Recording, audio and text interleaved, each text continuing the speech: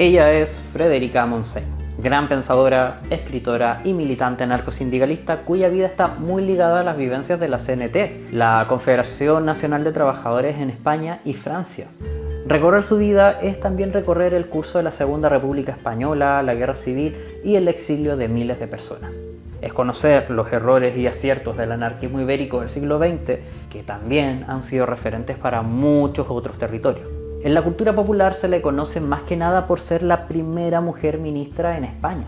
Pero, ¿qué hace un anarquista en un cargo como este? Igual, no es lo único que deberíamos recordar. Publicó casi 50 novelas, ensayos políticos, sociales. Esa es la llamada transición que se ha visibilizado más su figura y nos encontramos con decenas de textos sobre su vida. Desde una mirada institucionalista en su rol de ministra de Sanidad, una mirada anarcosindicalista en su rol de vocera y militante, una mirada de lo que hoy podemos llamar feminista en su afinidad con la lucha emancipatoria de la mujer, que hay que aclarar que para ese entonces el término feminista se asociaba principalmente al de las sufragistas, opuesto a la visión de Montseny, y también desde voces más críticas en un perfil más humano y menos endiosado de ella.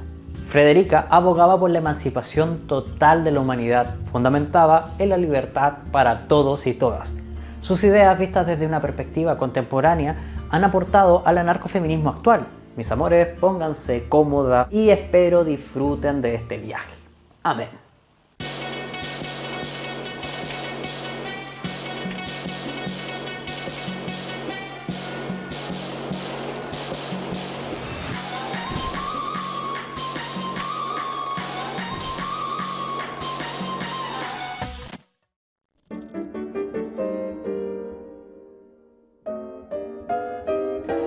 Febrero de 1905. Terminaba la etapa madrileña del anarquista Revista Blanca, publicada por una pareja, Juan Montseny Carret, alias Federico Urales, y Teresa Mañé Miravet, alias Soledad Gustavo. Pero en esa misma casa nació un 12 de febrero Frederica Montseny Mañé, en la calle Cristóbal Bordiú, en Madrid. La cosa se puso difícil cuando papá Montseny se hizo amigo de un promotor inmobiliario, Arturo Soria, y trabajó para él. El empresario estafó un montón de obreros con la promesa de construir sus casas. El papá de Frederica, reconocido anarquista, se enojó mucho y sin dudarlo denunció públicamente a quien fuera su ex amigo, funado por estafador. Los abogados le propusieron a Juan Montseny que se retracte. Su respuesta fue nope y reafirmó su acusación. Fue condenado a 20 años de destierro y se refugiaron en el campo. Este conflicto perseguirá a la familia durante un buen tiempo. La educación de la niña Frederica estuvo a cargo de su mamá, que era educadora laica, o sea, muy contraria al sistema dogmático y religioso español. Quería librar a su hija de miedos y culpas convenientes a la iglesia y tuviera el derecho a pensar libremente, estimulando la curiosidad, la libre elección, ni premios ni castigos. Mucho contacto con la naturaleza, sin aminorarla frente al mundo material. O sea, una educación que no trata a las niñas y niños como idiotas. De algún modo, aplicar los principios libertarios, entiéndase, no en el sentido de gente unineuronal apoyando a los mega ricos, sino en el sentido original de la palabra libertario, para el desarrollo de ese nuevo modelo de persona, criada en las ideas de la libertad y emancipación. Spoiler, sí funciona. Juan Montseny, perseguido aún por el inmobiliario, debió enseñarle a su hija a actuar frente a las inspecciones de la Guardia Civil. No podían seguir así y decidieron vender todo y mudarse a Barcelona. En este contexto fue creciendo la niña, mientras las trincheras y la Gran Guerra Europea eran portada de los diarios. Las mujeres del barrio, que no sabía leer, le pedían que les leyera y muy interesada en esos temas sí que lo hacía con gusto, en voz alta para que todas la escucharan, sin saber que algún día su misma voz llenaría ateneos, sindicatos, mítines y conferencias por el resto de su vida. Maduró mucho más sus ideas en los agitados años 20. No sería la única. Esa década se vería marcada por la integración de muchas compañeras anarquistas al movimiento obrero y sindical, en años en que sus voces eran acalladas o consideradas secundarias, incluso entre anarquistas.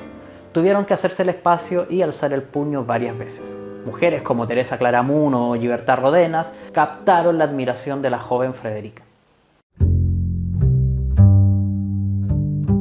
Mientras yo a los 12 años estaba jugando Mortal Kombat en las máquinas de la Pobla, la Frederica acompañaba a su viejo a mítines y manifestaciones. Y ambas cosas están muy bien. No dejes de jugar, disfruta tu juventud. Con su papá se iban a los viejos cafés en donde se encontraban con los típicos intelectuales de izquierda, escritores, periodistas, e incluso en uno de esos conoció a Salvador Seguí, el Noy de Sucre, Ángel Pestaña, etc.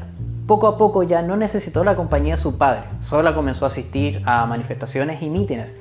Se venían tiempos duros. Se intensificó la represión contra las y los sindicalistas de la CNT. En Barcelona, la era de los pistoleros, que le dicen, asesinos a sueldo de la patronal, que le quitaron la vida a muchas y muchos militantes. Incluso Juan Montseny fue amenazado y perseguido, y a Ángel Pestaña lo dejaron casi muerto en una emboscada en Manresa. Así, con todo esto pasando, Montseny fue radicalizando su pensamiento en contra de las fuerzas reaccionarias, la patronal y el capitalismo. Terminó abrazando las ideas de sus padres, ya no tanto por herencia, sino por creerlas justas y verlas perseguidas, según sus propias palabras. Es en este tiempo donde ella empieza a escribir novelas, siempre inspiradas en mujeres obreras y sus dramas. La Frederica publicó en la prensa libertaria bajo el seudónimo de Blanca Montsant, como para que no la relacionaran con sus padres, aunque igual Montsant.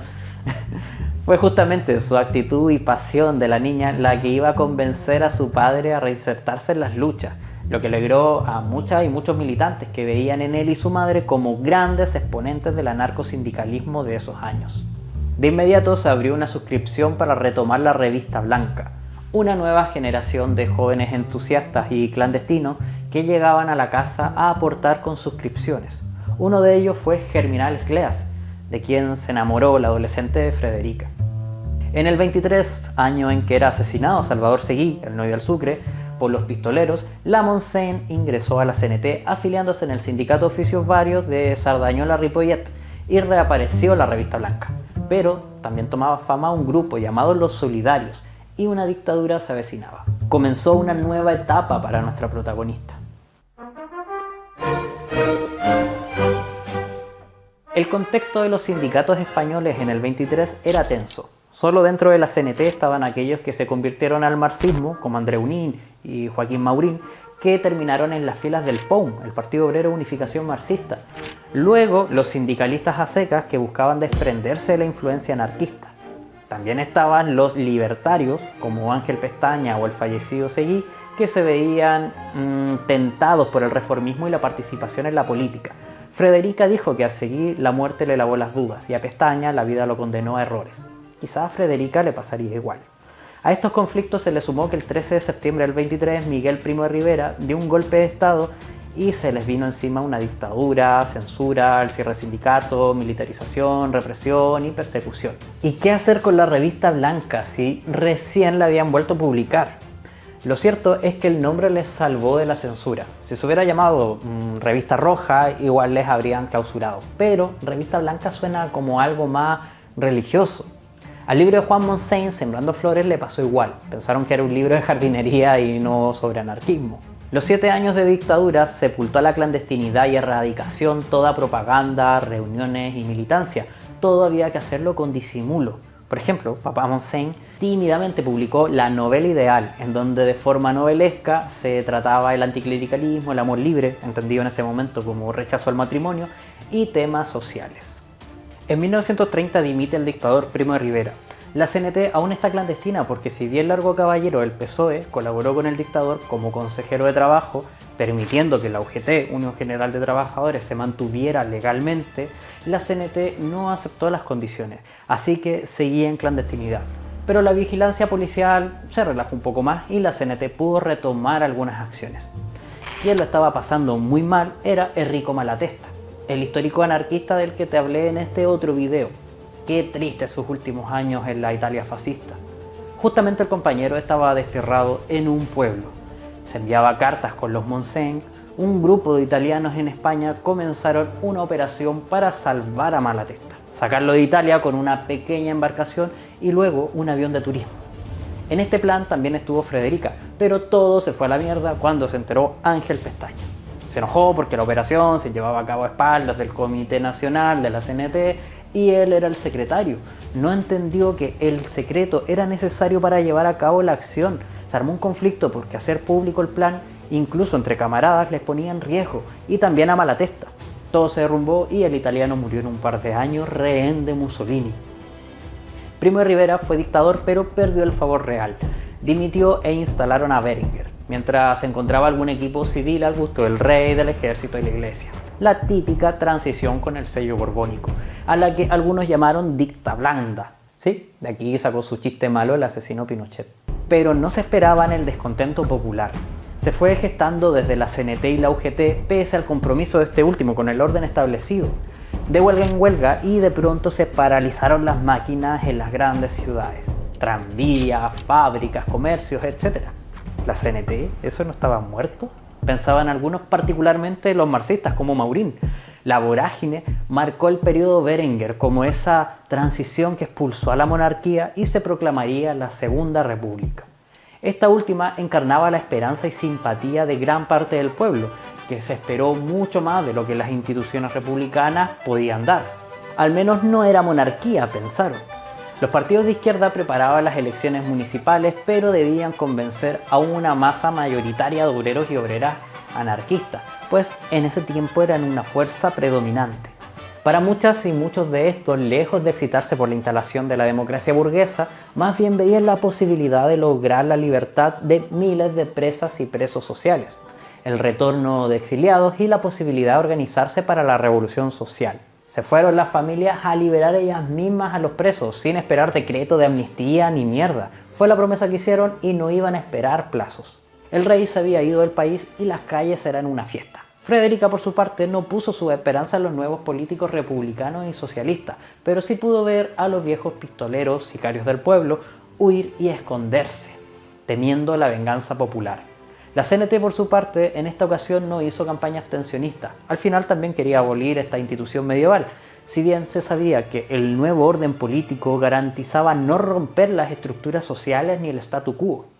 Y efectivamente, volvieron los exiliados, entre ellos Francisco Ascaso y Buenaventura Durruti, luego de su gira por varios países atracando bancos, aportando sí a abrir librerías, ateneos, publicaciones, apoyo a familias de presos, a las necesidades organizativas para una futura revolución y propaganda, no solo en España, sino también Uruguay, Argentina, México y Francia.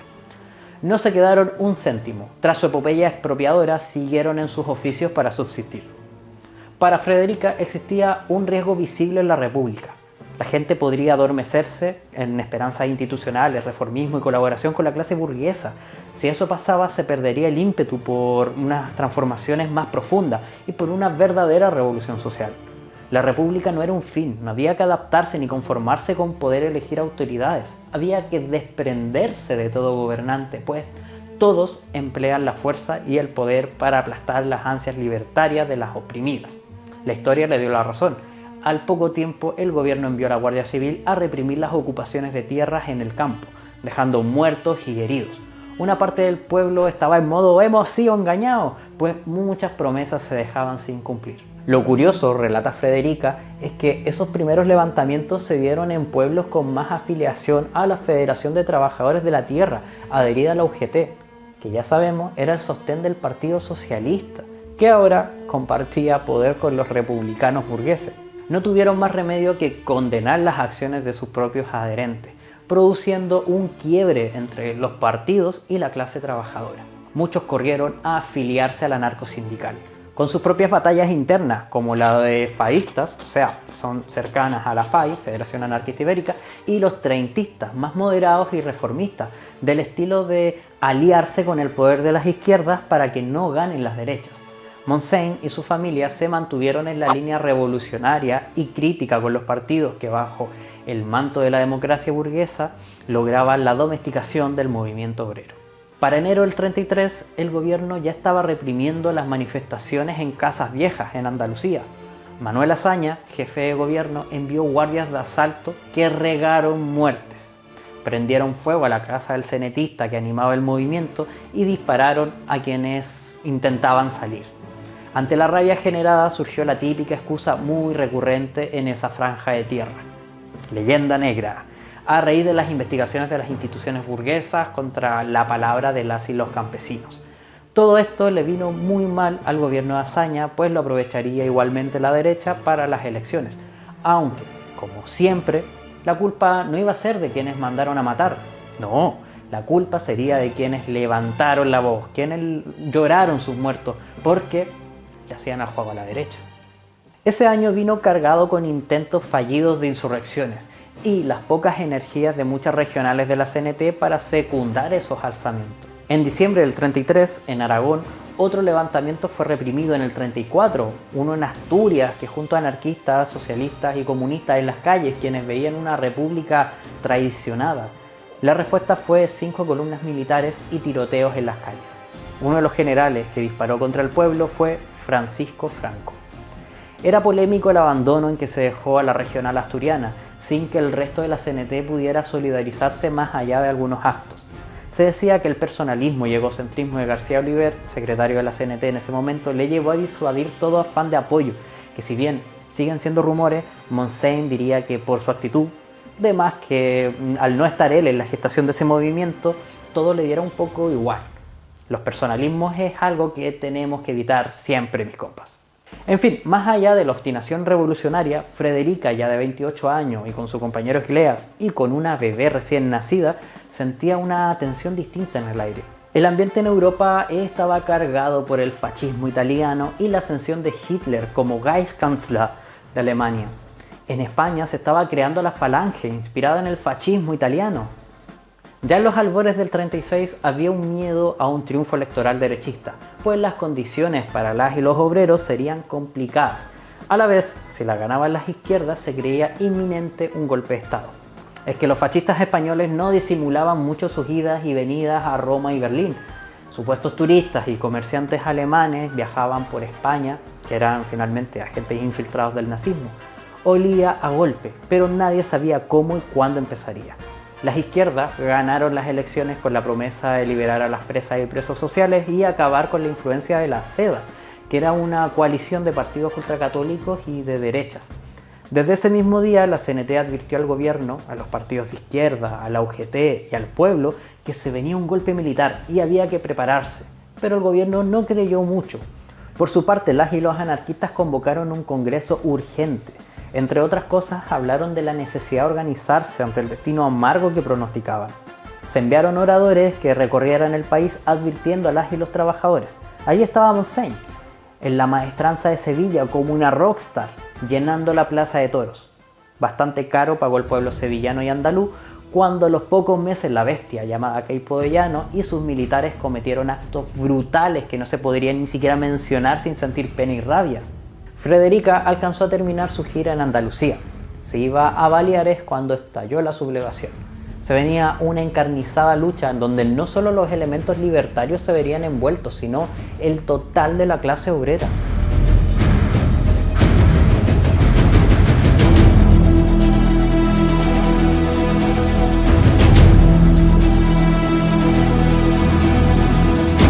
Es la noche del 18 de julio del 36.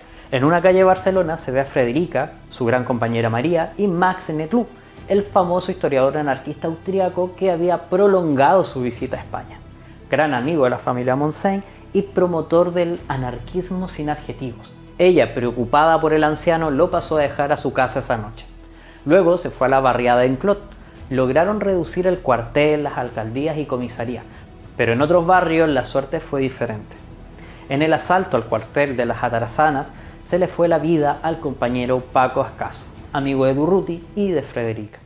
En poco tiempo Barcelona estaba en manos de las fuerzas obreras. Tocaba organizar la vida y la economía.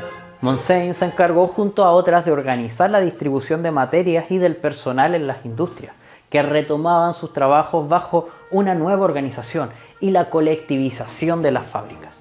Muchas casas lujosas fueron abandonadas, sus dueños huyeron al extranjero, así que fueron tomadas por la CNT-FAI y pusieron sus oficinas. Las bibliotecas fueron respetadas y sus libros protegidos. Nettlau, de hecho, fue nombrado bibliotecario. Poco a poco, el dinero fue abolido en algunas transacciones de la vida.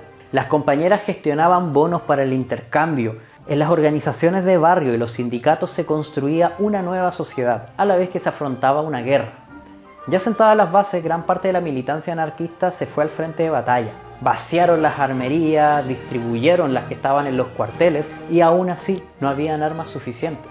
El sindicato de metalurgia puso las fábricas, las máquinas y crearon fusiles e incluso carros blindados para las primeras columnas milicianas. Todo bien, pero a medida los políticos burgueses iban perdiendo el miedo, no tardaron en oírse las voces a favor de disolver las milicias y reemplazarlas por un Consejo de la Generalitat que mantuviera las representaciones políticas, pero en versión más legal ante Madrid y el mundo. El dilema era visible.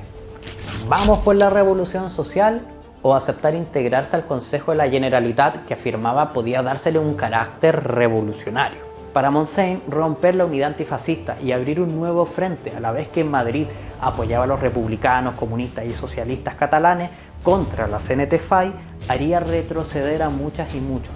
Para ella, sea cual sea la resolución, las consecuencias serían graves para los libertarios. En efecto, la entrada al Consejo de la Generalitat fue el preámbulo a otras concesiones. En los debates al interior de la organización había tres posturas. 1.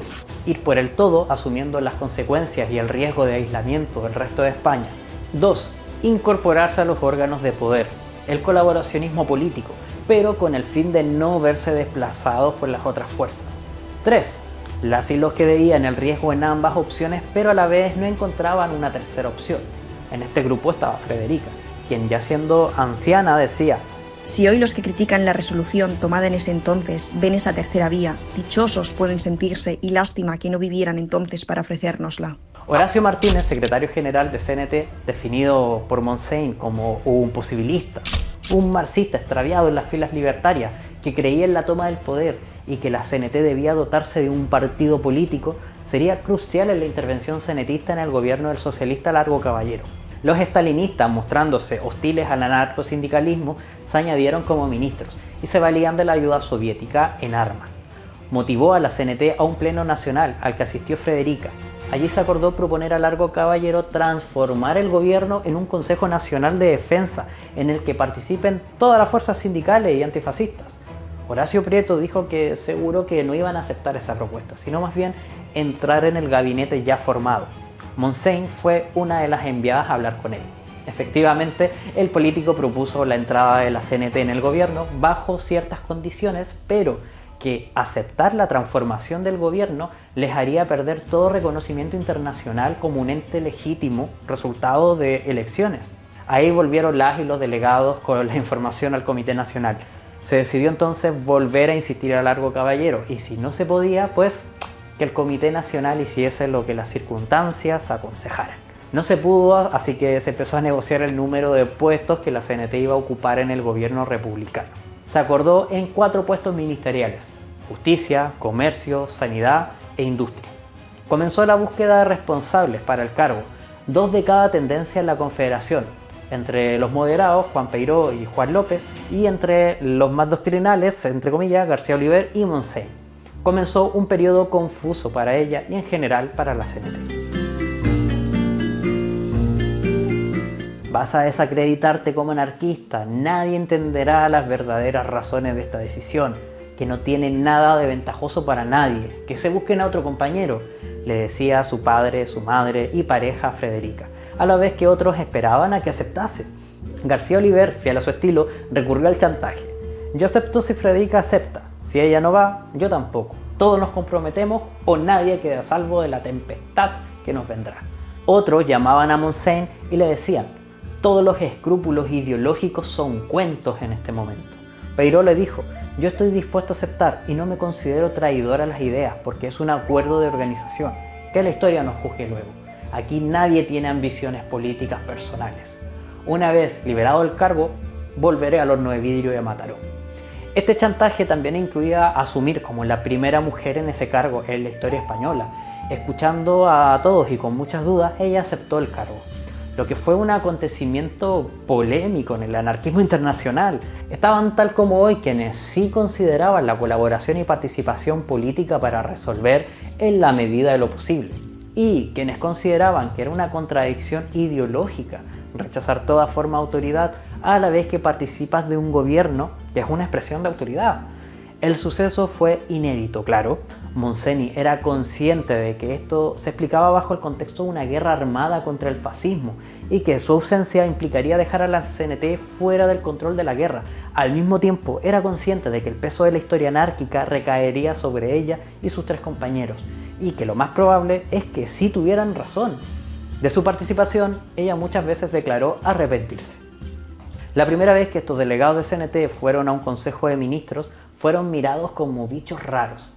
La sensación que tuvo Frederica fue que las prisas por parte de Largo Caballero para el ingreso de CNT al ministerio era porque estaban discutiendo sobre la huida del gobierno de Madrid asediado.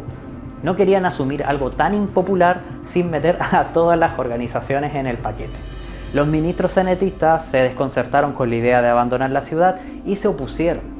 Largo Caballero insistió con proteger a los gobernantes y no perder la personalidad jurídica ante los otros gobiernos. Montaigne pidió consultar antes con el resto de la CNT. Tuvieron una respuesta débil. Mira, traten de mantener su punto de vista, si aún así no prospera, bueno, ya nos informan. Obvio que la decisión ya estaba tomada. La presencia de los anarcosindicalistas solo era necesario para que ninguna fuerza política se salvara del acuerdo y del desprestigio que suponía. Es lo que pasa cuando vas dando concesiones ideológicas. Se van deslizando los márgenes de lo que podemos ceder. Abandonar Madrid era una orden. Frederica en Valencia se dedicó al Ministerio de Sanidad, dispuesta a incorporar a más mujeres en esos cargos. Mercedes Maestre de la UGT y Amparo Posch de CNT, ambas doctoras, y en cuanto pudo volvió por su cuenta a Madrid. Buenaventura Durruti, ya considerado un ícono del anarquismo, también estaba en Madrid. Acudió a la llamada de sus camaradas en la defensa de la ciudad. Antes había expuesto a los comités su enojo porque el gobierno central le había dado la orden de frenar su avance a Zaragoza, tomada por el fascismo. Durruti esperó que su amigo García Oliver, desde su cargo en el Consejo de Defensa de la Generalitat, le diera una mano. Pero no, la respuesta fue que debía conformarse a las órdenes de Madrid. Según Montaigne, realmente el gobierno central no quería que fuesen las y los anarquistas quienes libren Zaragoza. La cosa es que a Durruti le dolió la oposición a su iniciativa, que consideraba muy viable y que quizá la historia pudo ser otra. Montaigne recuerda verlo llorar de impotencia y por sentirse traicionado por sus amigos ya en cargos de poder. Ay, si hubieran sabido que allí en Madrid le esperaba la muerte, la que sigue envuelta en misterios, secretos y versiones contradictorias. El 21 de noviembre del 36, en la madrugada, Cipriano Mera golpea la puerta de Frederica con la mala noticia. Han matado a Durruti. Solo se sabía que al bajarse de un auto para ir a los barridos de fuego enemigo, donde estaban sus camaradas, una bala le perforó el pulmón. Se abrazaron y lloraron juntos. Quienes quedaron en su división en Madrid ya no tenían a Durruti. Se rumoreaba que los comunistas en cargos de poder los enviarían a los sitios de más peligro para ser aniquilados. José Miaja, de la Junta de Defensa de Madrid, pedía que volvieran al frente de Aragón, pero no con las armas con las que llegaron, porque en Madrid las iban a necesitar. O sea, que los querían devolver desarmados. Los cenetistas en los ministerios insistieron y lograron que volvieran a Aragón tal como llegaron. Buen intento. Inicios del 37. Había reuniones secretas entre sectores políticos, especialmente el PSUC, el mayor defensor de los pequeños propietarios catalanes frente a las colectivizaciones emprendidas por la CNT-FAI. Se cree que en esas reuniones se fraguó el complot que provocaría los sucesos de mayo, un conflicto en la telefónica entre la CNT-FAI, el POUM versus el PSUC, el Partido Comunista de España y otras fuerzas prosoviéticas y de influencia stalinista. La idea era justificar una represión que aniquilara a la CNT y el POUM, que alejados ideológicamente entre sí, seguían siendo objeto de persecución, y obligar a Largo Caballero a dimitir, ya sea por negarse a reprimir a estas organizaciones o porque los cenetistas dimitieran de sus cargos. Montaigne y García Oliver llegaron a Barcelona a pedir un alto al fuego, sin muchos resultados, pues si la CNT bajaba las armas serían asesinados. Había que pedirles a los estalinistas que detuvieran el fuego. No funciona y se regaron muertos. Entre las barricadas corría Frederica de un lado a otro, para unos en calidad de camarada anarquista, del otro lado debió gritar su cargo de ministra para que no le dispararan. Dada la insistencia del alto al fuego, los combates fueron cesando, pero la estrategia tomada por los autoritarios funcionó.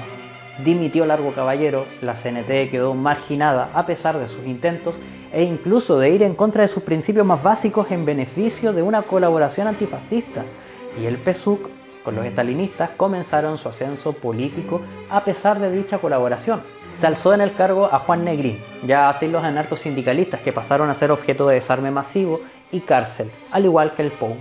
Pese a las órdenes soviéticas, si bien pudieron desarmar en gran medida a los cenetistas al grito de todas las armas al frente, dejando en la retaguardia a todos los sindicatos desarmados, la CNT-FAI era un hueso difícil de roer. No fue el caso de la UGT, que no se buscó destruirla, sino apoderarse de su dirección, que estaba en manos de Largo Caballero, pero los estalinistas ya introducidos en el Comité Central no les fue difícil, en nombre de este, hacerse de la dirección y transformar a UGT en un fantasma de su pasado. Lo que respecta a la guerra, mal, pero ¿y en los ministerios? Pues Peiró en el Ministerio de Industria tuvo desafíos para proteger las colectivizaciones y obtener las materias primas acaparadas por Negrín. García Oliver, en el Ministerio de Justicia, promulgó una ley para facilitar el divorcio a pesar del catolicismo añejo que caracteriza a la sociedad española. Creó las condiciones para que las presas y presos comunes que fueron liberados pudieran rehacer sus vidas e intentó darle un sentido más pedagógico a la acción penitenciaria. Montseny, en el Ministerio de Sanidad y Asistencia Social, en su periodo se crearon los llamados liberatorios de prostitución, que facilitaba a las compañeras que voluntariamente querían dejar de ejercer las condiciones óptimas de alojamiento y trabajo.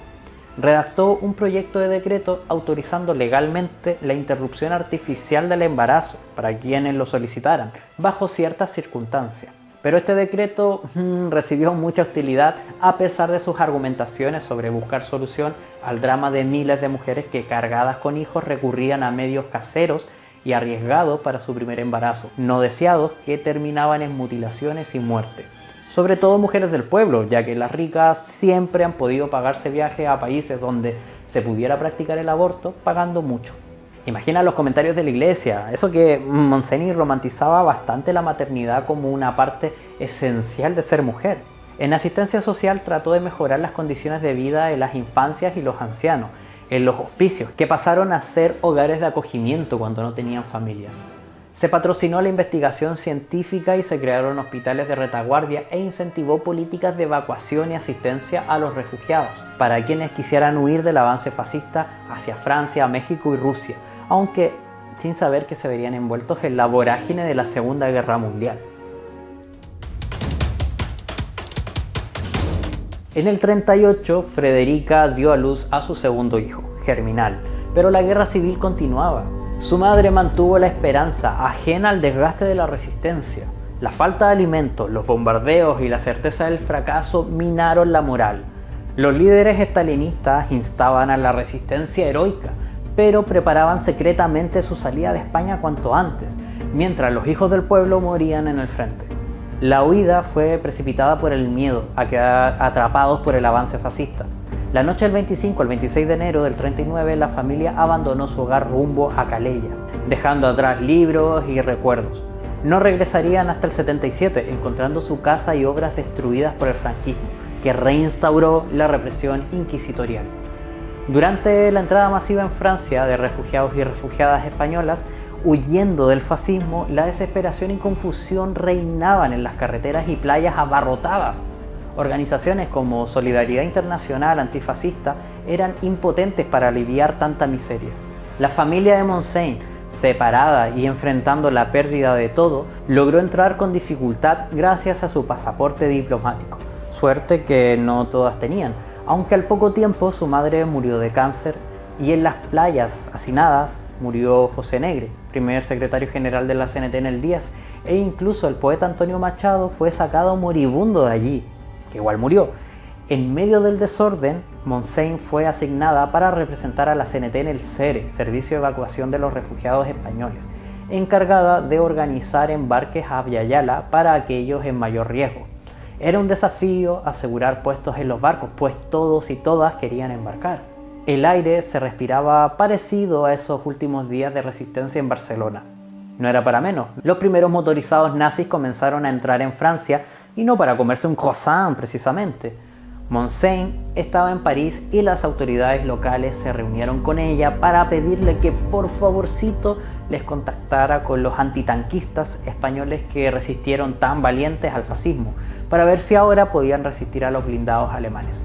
Montseny aún estaba furiosa por el trato que el gobierno francés dio a los refugiados, Con tono sarcástico le explicó que aquellos que buscaban estaban muriendo en las playas o habían sido encarcelados por la policía francesa o extraditados a la España franquista, condenados a una muerte segura. Pero igual le pasa algún contacto, pero ya era tarde. Los nazis ya estaban bombardeando París. Su compañero, Germinal Leclerc, parte a buscar refugio, lo que les hace tener que cruzar regiones bombardeadas, y es primera vez que Frederica veía bombas cayendo tan cerca y lograron sobrevivir. El gobierno francés militarizó a todos los extranjeros refugiados de 20 a 48 años, o sea que la mayoría de exiliados, entre estos las y los anarquistas, tuvieron que irse a la guerra o trabajar en la industria bélica. Gran parte acabó en campos de exterminios nazis y otros fueron enviados como regalitos a la Francia de Vichy y de allí a Franco. Francia fue ocupada por los nazis. Montaigne se refugió bajo el alias de Fanny Germain, pero fue encarcelada por las autoridades francesas por orden del general Pétain en la cárcel de Limoges, a instancias del gobierno español, aunque el régimen de Franco solicitó su extradición. Fue denegada debido a su embarazo, o sea, se salvó por poco. Después de pasar por varias cárceles, fue desterrada a Verdun. Mientras tanto, su ex jefe de gobierno, Largo Caballero, fue entregado a la Gestapo y deportado al campo de exterminio de Sachsenhausen o Oranienburg. Por esta época de ocupación fue que Montaigne decidió quemar los ficheros del SERE para proteger de la Gestapo a sus compañeros, pues ahí iban nombres, fotos, etc. Pero un descuido provocó un incendio que alertó a la policía y fue peor, pues terminaron recogiendo de las cenizas algunos documentos, lo que terminó poniendo en riesgo a esas personas. En 1945, Montaigne se instaló en Toulouse junto a tantas y tantos exiliados cerca de la frontera española, donde pudo ver cómo se organizaba una resistencia activa desde el exilio. Prosiguió con sus publicaciones y actividades. Tras la liberación de Francia, los libertarios se organizaron para mantener su cohesión y reivindicar una identidad colectiva. Se promovieron giras, la difusión de prensa y la producción artística. Se esperaba que, tal como caían los fascistas en Italia y Alemania, podrían caer en España, pero no. Franco maniobró con astucia, apostando al interés capitalista y anticomunista que le permitieron seguir en el poder hasta su muerte. Frederica Montaigne y Germinal, ambos del Comité Nacional de la CNT en el exilio, promovían una tendencia anarquista, opuesta a participar en el gobierno republicano del exilio, mientras otros confederales sí lo hacían. La CNT en el exilio daba sus primeros avisos de una futura escisión. La influencia de la pareja en la CNT del exilio les dio mayor fama y, viviendo entre los bosques más o menos cercanos a la frontera, se encontraron con los maquis antifascistas, guerrilleros de varios países con la intención de hacer caer la dictadura franquista. Estaba compuesta principalmente por comunistas y republicanos, aunque se vieron abandonados por muchas fuerzas políticas, incluida la CNT de Gleas y Montaigne. Les quedaba el apoyo del Partido Comunista Español, pero no por mucho tampoco. Tras la derrota de la llamada Operación Reconquista de España en el 44, este apoyo decayó, también por la conveniencia política. Stalin quería evitar problemas con la Francia liberada, que ni tan libre, y a su vez Francia liberada no quería problemas con Franco. De hecho, no tardó en reconocerlo como un gobierno legítimo. Las guerrillas se quedaron aisladas del interior y debieron respaldarse con el apoyo de hombres y principalmente mujeres de las aldeas y pueblos rurales, quienes se arriesgaban incluso a pena de muerte. Según Miguel Sarro, autor de Café Combat, Laureano Zarrada, anarquista y falsificador, en el podcast La Linterna de Diógenes, Gleas y Montaigne se abstuvieron de apoyar estas luchas, entre otras cosas porque se hacía a espaldas de la organización. O sea que, según vemos, finalmente cayó en lo que ella criticó de Ángel Pestaña cuando trataron de rescatar a Malatesta. Mencionó además que la pareja salió al exilio con dinero de la CNT entregado por García Oliver y Martínez Prieto, pues ese dinero se desapareció. Iban a dar explicaciones a su regreso a España y pues no pasó, aunque compraron una casa. No se sabe si con ese dinero o alguno propio. Además de que vivían de algunos cargos retribuidos, pues no se les conoce trabajo alguno, dijo.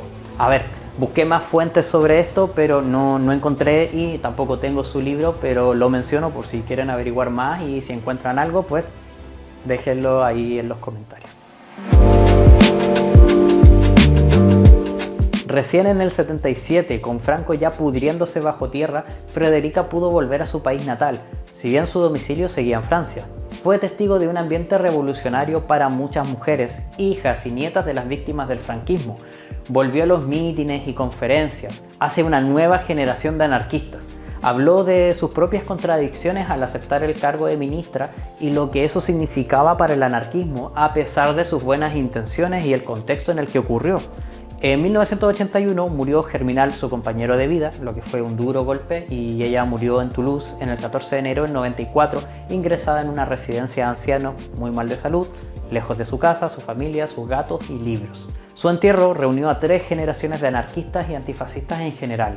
Una de las cosas curiosas cuando se estudia el pensamiento de Montaigne es su relación con el feminismo, concepto muy ajeno a su razonamiento, a pesar de sus análisis fuertemente ligados a la emancipación de las mujeres. Ya decía en la introducción que este término se asociaba más bien a las sufragistas, que desde la óptica de muchas mujeres socialistas y anarquistas era más propio de un feminismo de salón o burgués, ajeno a los problemas de la mujer de clase obrera.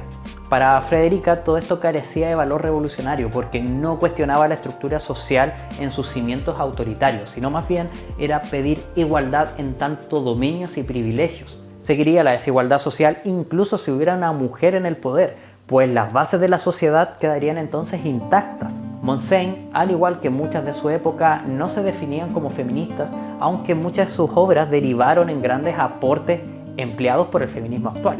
Pues sí que consideró que el movimiento anarquista padecía de un exceso de masculinidad y aunque no muy cercana e incluso crítica con la agrupación Mujeres Libres, pues se oponía a los espacios no mixtos por relacionarlos a la moral tradicional de separar a hombres de mujeres, colaboró con ellas algunas veces. Ella ponía luz sobre el problema de que la sociedad era incapaz de abrazar la opción de amor libre propuesta por el anarquismo por miedo al que dirán de muchas mujeres cuando querían separarse de sus parejas y culpa de una sociedad conservadora. A la vez rechazaba la camaradería amorosa, como el llamado entonces amor plural, practicado por muchos y muchas anarquistas, pues decía que era reducir el amor a una simple satisfacción sexual y negar la individualidad de la persona. En fin, que es interesante conocer su pensamiento. Yo no estoy de acuerdo con ella en muchas cosas e incluso me parece contradictoria en varios puntos de su pensar y actuar. No obstante, la vida de Montaigne también nos recuerda a muchas de nuestras propias contradicciones como anarquistas, nuestros aciertos y errores históricos. Su vida transitó a la vez que diversas generaciones de libertarias fueron aportando, armando o desarmando el ideario ácrata hasta nuestros días. Lamento la extensión, me cuesta discernir entre lo que a mí me parece interesante de lo que puede ser relevante para el video, pero nada, acéptenme como soy, que yo lo hago con mucho cariño y mucha dedicación. Y no olvides que puedes contribuir voluntariamente a este canal por medio de Patreon y LibraPay. El anarquismo es una ideología que tiene la pretensión de ser la última reserva que le queda al socialismo, fracasado como socialdemocracia, fracasado como socialismo de Estado, fracasado como toma del poder totalitariamente, caso Rusia y otros países, y nosotros creemos que es nuestra concepción de un socialismo libertario la última expresión del socialismo auténtico. Cabe decir que nosotros durante muchos años nos hemos llamado y seguimos llamándonos socialistas ácratas o socialistas libertarios.